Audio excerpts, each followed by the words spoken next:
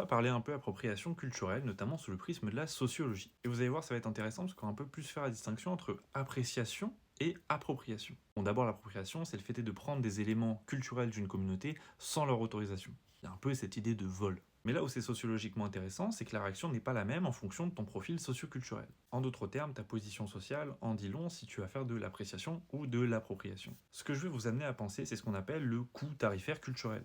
Et en gros, l'idée, c'est de se demander, est-ce que la prise de certains éléments culturels va me permettre une plus-value sur cette dite communauté?